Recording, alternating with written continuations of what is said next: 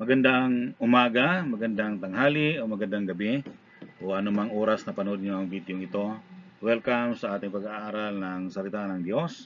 Ako si Pastor Eduardo Tapia, ang inyong pong lecturer sa oras po na ito. Ito po yung ating verse, no? Sa gabing ito. Blessed is the one who reads aloud the words of this prophecy, and blessed are those who hear it, and take to heart what is written in it, because the time is near. Sabi ng Revelation 1:3. Pinahayag dito na napakapalad yung mga taong nagbabasa ng salita ng Diyos at pinapakinggan at isinasa puso, no? Isinabuhay natin ang salita ng Diyos, no? Dapat mapakinggan mo ito, magbabago tayo at sundin natin ang salita ng Diyos dahil sabi nito malapit na po matutupad lahat ng nakasaad doon. Okay? Kaya maging alerto tayo at higit sa lahat sa anumang pag-aaral na atin pong ginagawa sa araw-araw ay bigyan natin ang atensyon ang pag-aaral ng salita ng Panginoon upang ito'y maatilakaran natin at maisapamuhay natin. Okay, ngayon po ay ating pag-aralan itong 12 symbols used to illustrate the Word of God. Iba't ibang author, marami rin sila nakita about the symbols about the Word of God. So, depende kung paano po natin nagamit ang salita ng Diyos sa buhay natin. Okay? Number 1 is a lamp, no? Lampara. Sulat ng Psalms 119 verse 105, your word is a lamp unto my feet, no? A guide to the path of the person. Sa ating paglalakbay sa mundo, minsan naguguluhan tayo, hindi natin alam saan tayo patungo.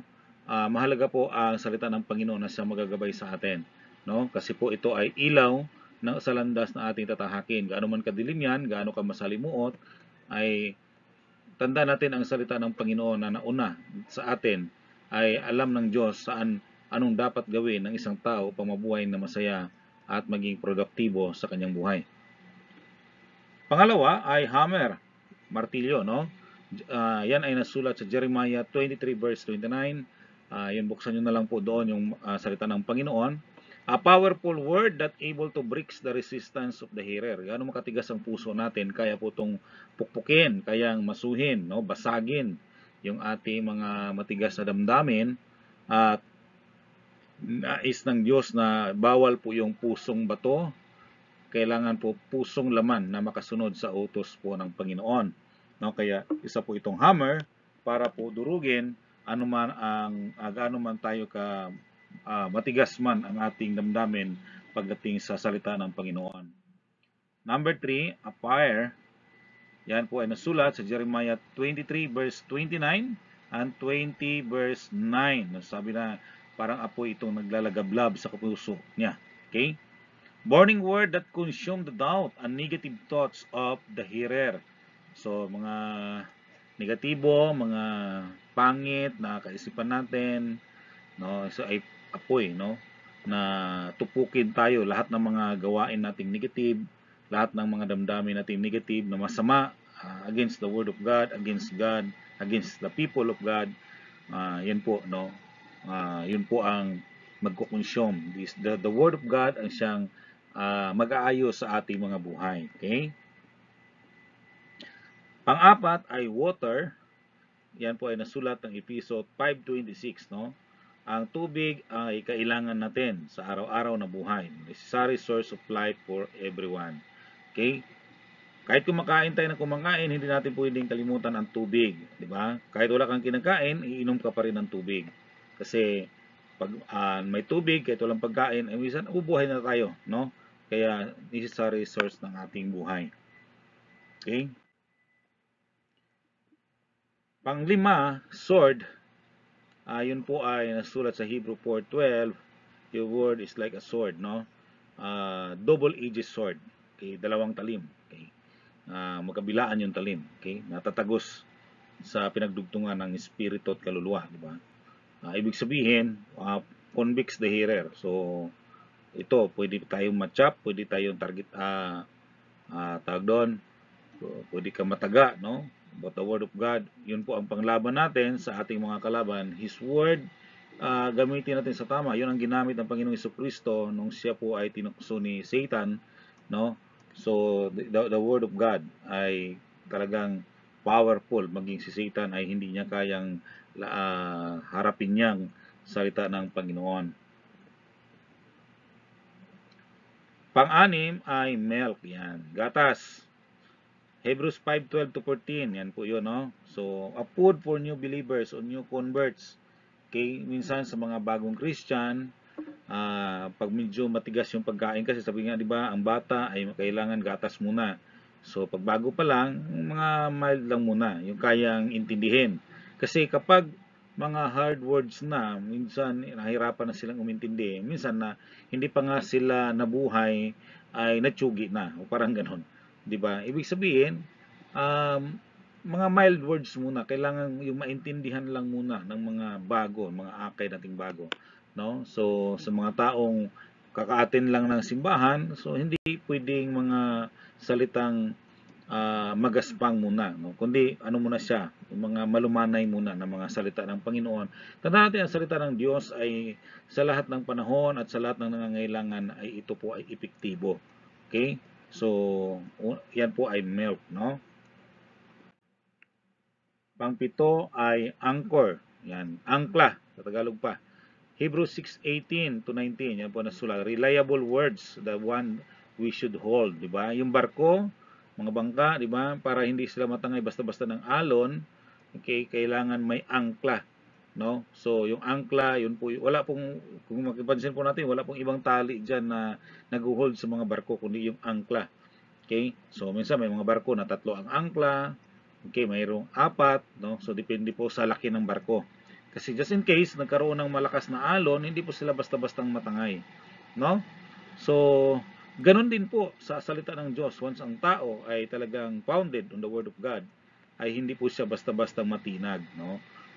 Siya po ay nakatayo sa isang sa isang pundasyong bato, no? Hindi ka basta-basta mabunot, no? Hindi, kahit anong pagsubok, ay hindi ka basta-bastang sumuko kasi yun po ay salita ng Panginoon na atin pong masandalan, no? So, pag subok man dumating, hindi ka basta-basta sumuko dahil nakahawak ka sa salita ng Panginoon. Pangwalo ay mirror, salamin, no? James 1:23-25. So, a faithful word revealing the individual status.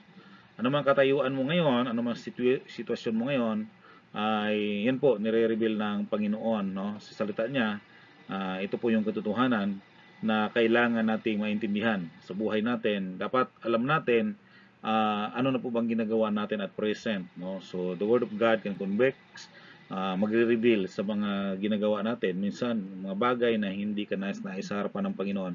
Kaya kailangan ikaw at ako ay nakatingin sa salamin, no, para makita mo yung gawa mo. Reflection, kumbaga reflection every day sa lahat ng ginagawa mo kung tama ba or mali, no. So the Word of God ang siyang magpapahayag po sa atin sa mga ganong bagay. Number 9, seed. So 1 Peter 1:23, the living word that regenerates the hearer.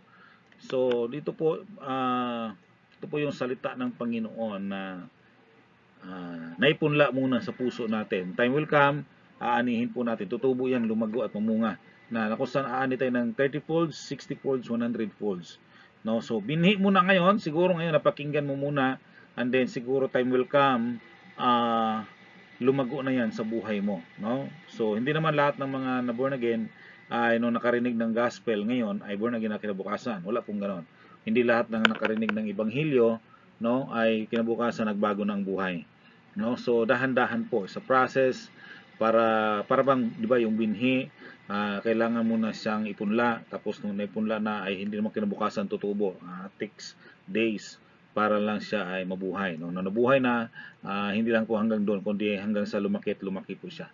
No? So ganoon din po ang ating pananampalataya, hindi po nag-start yan ng malaki. Start muna sa maliit, zero muna, wala kang pananampalataya, tapos nagkaroon ng maliit hanggang sa lumaki yung pananampalataya mo, no? So depende kung gaano ka nakatibay sa salita ng Panginoon. Pagkain, food, no? Number 10, 1 Peter 2:22, 1 Peter 2:2, 1 Corinthians 3:2. Yan, nandyan po yung verse natin. So, pwede nyo pong buklatin yung ano po nakasulat sa mga verses na yan. No? Nourishing food, feeding the soul. No? Regularly, kailangan nating kumain. So, ganun din ang Word of God. Regularly, dapat, alam natin, nagbabasa tayo ng salita ng Panginoon, o kaya aatin kayo ng mga fellowship sa pagsisimba, atin kayo ng mga simbahan ninyo, kung saan kayo nagsisimba, diba? Nakikinig kayo ng Word of God, dapat doon, no? At least once a week, no? Tayo mga Pilipino, Sunday ang atin pong worship service. So, dapat hindi ka po absent, no? Sa ganung araw. And kung kayo nakikinig, ay you are feeding your soul, no? Dapat yung Word of God ang iyong pakinggan higit sa lahat ng ginagawa doon sa loob ng simbahan, no? Kasi yun po yung ating common denominator. Lahat yan po ay kailangan natin. Ano mang denominations na mayroon tayo. Number 11, a rain and a snow, diba? Para bang ulan, snow.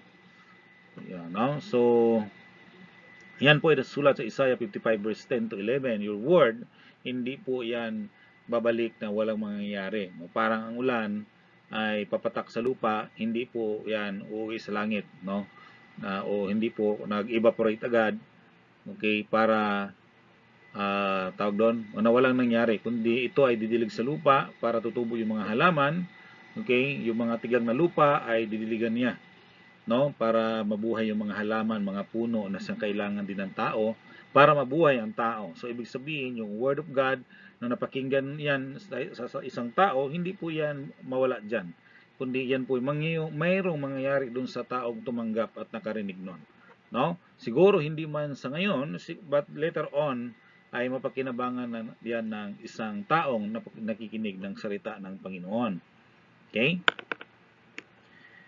Number 12, a gold, no? Psalms 19:7 to 10, no? So, yan po yung yan po nasulat yung word. Basahin nyo na lang, no? Desirable word, the most valuable things. So, higit na kailangan, di ba?